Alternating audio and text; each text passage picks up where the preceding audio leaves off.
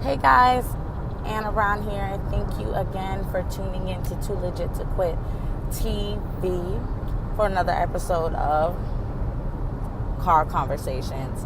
If you haven't subscribed to my channel already, what are you waiting for? I would love if you subscribe, if you shared, liked, ring the bell so you know when I do another video, and tell everybody you know, y'all. Tell your mama and them. So in the last video, I started talking about, my husband, how he dated this girl for years with the knowledge that he wasn't going to marry her. And I was just, like, wow, that's like so dangerous, because he dated her, he liked her, but he wasn't going to marry her. And he knew he wasn't going to marry her.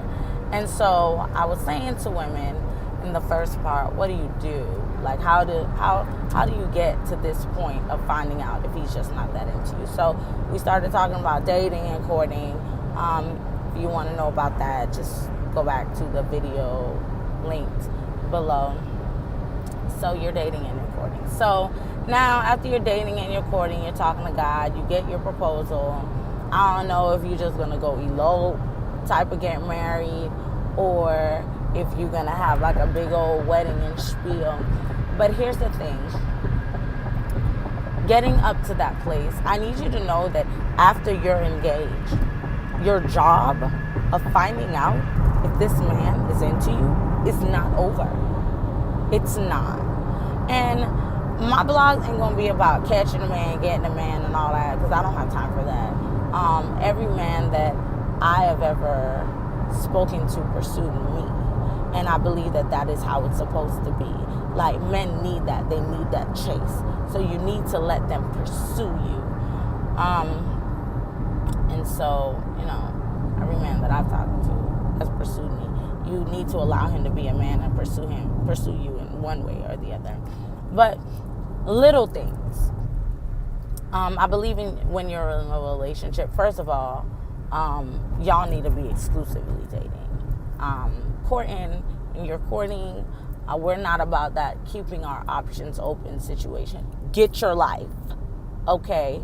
Because we say monogamy, 1, okay? We're not doing that 2. I will not be a sister wife. No, sir. So that's like the first red flag. If you see that he's dating other people. There was this guy that I liked that I was in a situationship that I was dating him, and I was talking to him for years. But you gotta know, are you the only one talking, or is he talking too? Like, you gotta know these things. And at the time when I was dating him, you guys, this light is amazing, but now I can't see you. At the time when I was dating him, I was praying and I was saying to the God, God, I love this guy. I think he's great. I think we would make a good team. And, like, in the natural, we did make a good team, I think. Like, he was the youth leader at his church, and I would help him. So I would help him with the girls, and he would take the guys, and sometimes we tag team in youth ministry. And, both of us had a call on our life.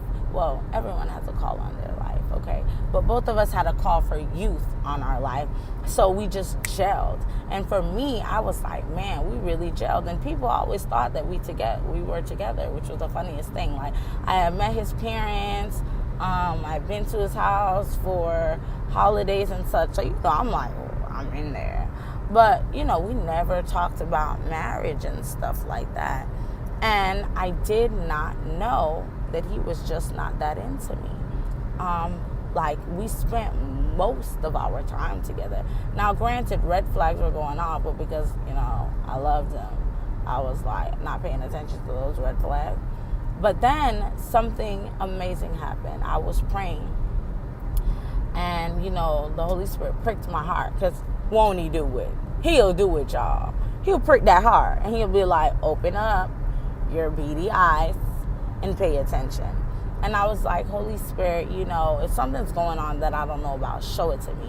So then all of a sudden, it was like the scales fell from my eyes, and I started to see little things that he would do that was like off. Like, I started to see, like, he is one of those people that believes in keeping open relationship with your exes. So he doesn't believe in burning bridges. So at the time when I knew him, he didn't believe in burning bridges. So he still remained friend with his exes, which I'm just like, where they do that at? Where they do that at? That's an open door.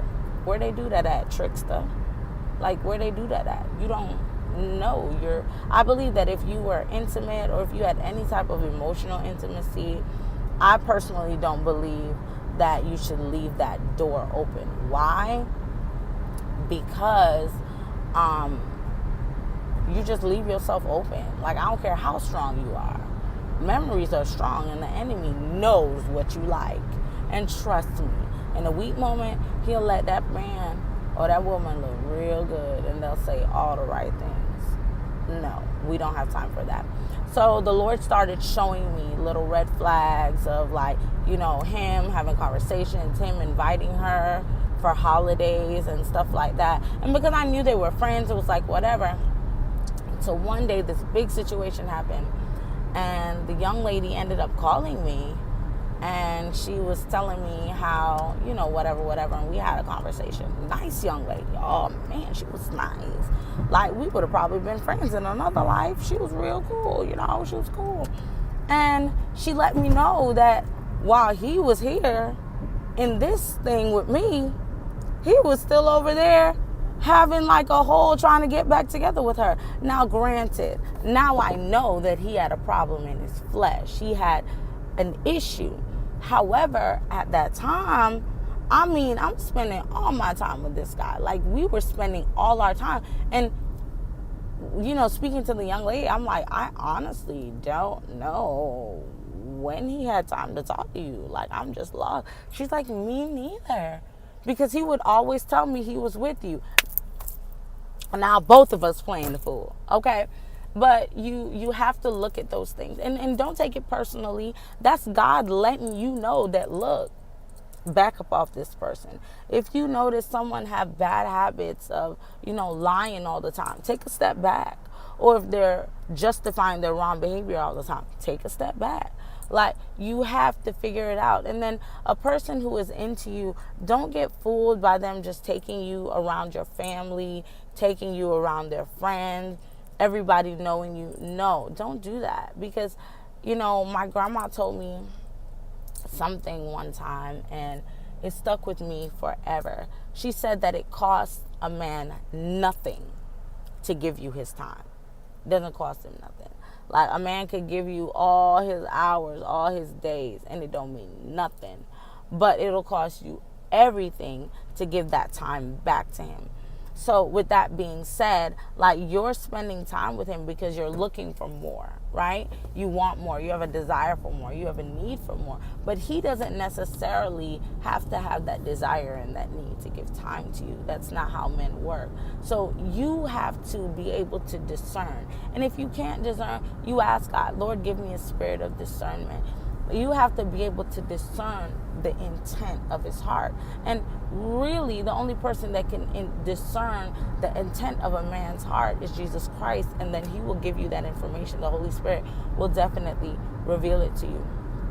So in this episode, what did we cover? You have to be able to, one, discern what's this man about, and pay attention to the red flags. Ladies, stop ignoring the red flags. Men, stop ignoring the red flags. A big red flag that we ignore, I find, in relationships is manipulation. Look, first of all, if they're going to be manipulating you through courting and dating, whether it be emotionally, I'm not going to say sexually, because Christians ain't supposed to be having no sex while they dating and courting. No, that's not Bible. I'm sorry. But if they're going to be using emotional manipulation, how about nah? How about no? Because if they'll manipulate you when you're courting and you're dating, like, it starts a pattern. And my pastor says something that I really love. He said the thing that you learn first is the thing that you learn best. And in relationships, it's a big scheme of learning. You're learning about the other person. You're learning how you're going to treat this person. You're learning what this person likes from what this person dislikes. And you're learning how you'll let them treat you, what you're willing to let them do to you. So if they're manipulating you, it's like they're teaching you to be okay with being flaccid. Now, granted, I have the God perspective. So I believe that women should obtain a submissive stance. But you ain't obtaining that submissive stance wholeheartedly while you're dating and you're courting. Okay? Like, you still got a mind of your own. You're still your own somebody. Okay? So you are not going to be like, baby, yes, yes, yes, yes, yes. You need to be able to stand up on your 2 feet and basically defend yourself. Do not play the victim during submitting and courting. You have to use your mind, and you have to have a mind of your own during courting. So you're not 100% submissive, but you know that should you marry this person, you take that stance.